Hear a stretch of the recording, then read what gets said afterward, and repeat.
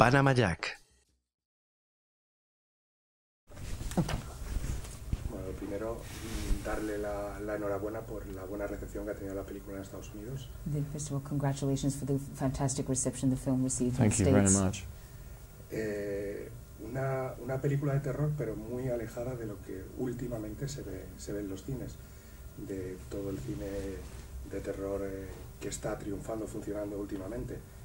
¿Por qué este cambio, este alejamiento de lo que últimamente es más comercial? Okay, you know, it's a terror film, but it's a very different kind of terror film than the kind of films that have been, you know, that have been working so well in, you know, lately in, you know, in contemporary terror films. Why? Why'd you make this choice? We just thought it would be quite interesting. There hasn't been a British ghost story in a classical mould for quite a long time. And there's a lot of films out now that are gory, nasty, bloody, but that's not necessarily the same thing as scary. And we wanted to make a film that was classically very scary in terms of playing on the imagination, playing on shadows, A la hora del té, darkness and what you see, el aire se what you don't torna see, cargado what you think you see. y un gélido escalofrío And te tapping dice into que really ha llegado. primal fears in that way. Hay aquellos que creen que el pueblo entero está embrujado, pero el peor lugar de todos es la casa del pantano.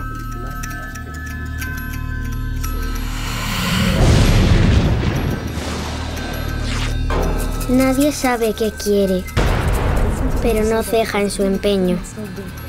Es el espectro de la oscuridad. Es la mujer de negro. Well, throughout the script it was about trying to withhold things, and then on the shoot it was about trying to design the look of the film such that it supported that in terms of being really high contrast, chiaroscuro lighting, pools of light and shadow, the imagery of the house, long dark corridors, everything framed, so the camera always on a slow glide, always trying to discover things, peeking around corners in that classic sort of Polanski way, so you're just trying to see things, you can't quite see them. And having real depth, we designed the image so they had real depth, so you're always looking really deep into the image, so you're not sure, so not just looking at the foreground, you're seeing what's there, what's really deep there. And then in the edit, I suppose, where it all comes together is the most important part, is about kind of embracing the strategy of less is more, and withholding things, and not necessarily showing things, and trying to be brave in that way. So that the audience can let their imagination go to work. Por su trabajo anterior y por esta película, ¿qué es lo que tiene el cine de terror que le atrae tanto? Okay, I mean, thinking about your first film and this one, what is it about terror films that is so attractive to you? I don't know. I mean, it's not even a conscious choice. It's just the script that I read or write, and it's something that I want to tell. It's just a story that appeals. I'm not genre-led, particularly. That said, I think there's something very pure about trying to interact with an audience in that way. If you can really get them in the gut and get them scared, I guess it's like a really good comedy. There's a really close relationship there. Es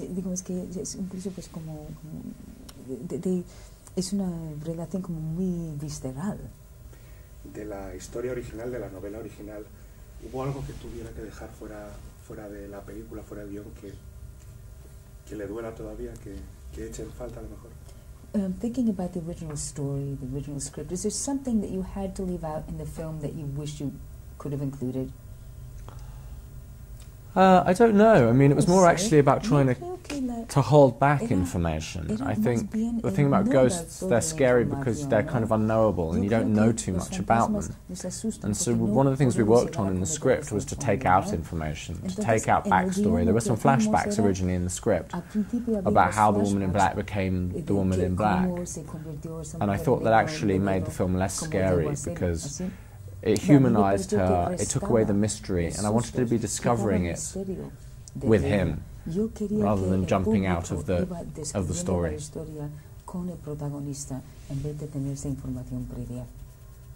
¿Tenía algún miedo de que comparara la película con la película para televisión anterior, con la obra de teatro, con la novela? ¿Había algún miedo de que hubiera esa comparación que seguramente existirá al final? Were you nervous, or were you afraid that maybe this film would be compared to the one that was made for television, to the novel, to the play, the stage play? Were you worried about it being compared? Not really. I mean, because we were making a film, a cinema film, and that had never been done. I mean, they all work very well in their different medium, but they are in different media. Y a la hora de elegir a Daniel como protagonista, ¿tenía en algún momento algún tipo de preocupación por el hecho de que la gente no fuese capaz de verle en un papel distinto al de Harry Potter?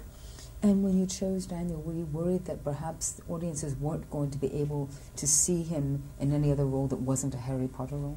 You're always aware, of course, that people are going to bring a lot of baggage, because he's been in such a fantastically successful thing and people associate it with it. So part of my job is to say, well, and Dan's job is to say, I'm a director, he's an actor, playing a different role in a different film, and to create a strong enough image and a strong enough role and performance so that people can get over that. And one of the most gratifying things is the feedback that we've been getting is that a lot of people are like, wow, it's a totally different register and performance.